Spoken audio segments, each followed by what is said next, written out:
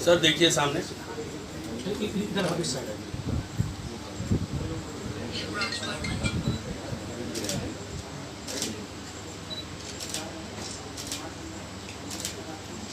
आज यहाँ पर जो है राजीव सिंह जी के पिताजी के देहांत हो गया था और उसकी 13वीं में मैं नहीं आ पाई।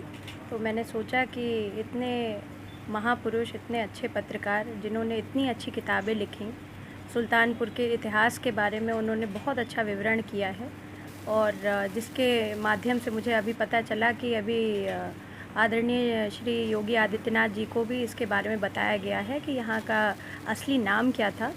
वो किताब भी मुझे भेंट करी गई है। तो मुझे लगा कि मुझे ऐसे व्यक्ति के अंतिम उसमें मुझे उन्हें नमन करने आना चाहिए। जी, बड़ी बात तो मैं ये कहूँगी सबसे लोगों से कि बहुत ही ज़्यादा अनिवार्य हो अपने घरों से निकलने के लिए तभी आप निकलिए अपने घर के बाहर।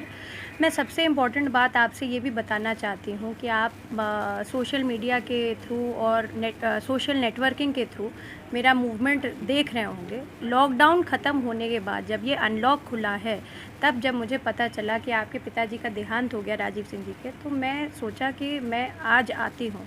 तो मेरे जैसा व्यक्ति अगर जो है कर सकता है तो मुझे लगता है कि आम लोग भी कर सकते हैं। बिल्कुल जो घर का आटा, चावल, दाल, सब्ज़ी लेने के लिए ही निकले और जवान लोगों को भेजें, बुज़ुर्ग लोग घर में रहें और जो बच्चे हैं घर के उनको भेजा जाए। जी मैम, क्या योगी सर मैं खुश हूँ जो जिस तरह का उन्होंने लॉकडाउन किया, जो कि बहुत ही ज़्यादा अनिवार्य था, वो बहुत ज़रूरी था। अनलॉक में बहुत सारी चीज़ें अच्छी हो सकती हैं, उस पे सरकार को काम करना चाहिए, मुझे लगता है कर भी रही है और इसी तरह से हमारा भी सहयोग इसमें होना चाहिए तो अच्छा रहेगा। जी, मैं हमेशा से चाहती हूँ कि परिवार एक हो जाए। एज़ अ बहू मेरा हमेशा से ये मंतव्य रहा है कि परिवार में एका रहेगा तो परिवार आगे बढ़ेगा, खुशहाल होगा।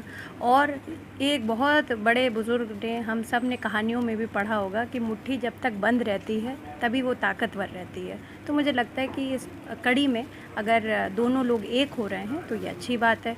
मगर इस बारे में ज़्यादा विवरण अगर आप जानना चाहते हो तो वही लोग बता पाएंगे। जी मैम, चर्चा है कि जो है आप बीजेपी में जा रही हैं, क्या ऐसी ऐसा चर्चाएं चलती रहती हैं भैया, जब होगा तब देखेंगे। हो ही सोई वही जो राम रचि राखा।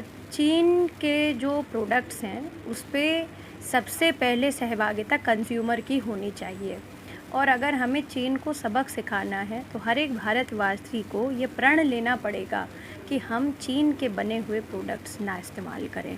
उसके बाद सरकार का काम आता है। जो तनावपूर्ण स्थिति पैदा हो रखी है एलओसी पर, मैं सारे देश के जितने जवान हैं जो शहीद हो चुके हैं, मैं उनके लिए श्रद्धांजलि अर्पित करती हूँ और मैं ये भी बोलना चाहती हूँ सरकार को कि खुले मन से चीन से इस बारे में बात करी जाए कि इस प्रकार की घटनाक्रम क्यों हो रहा है। जी, समझती हूँ कि सबसे इम्पॉर्टेंट बात है कि हम इन्हें जो लौट चुके हैं मज़दूर, उनको किस तरह से रीस्टैब्लिशमेंट करें। सरकार का प्रथम कार्य ये होना चाहिए और मैंने पहले भी कहा है कि इनके ऊपर ही हमारे देश की इकोनॉमी टिकी हुई है।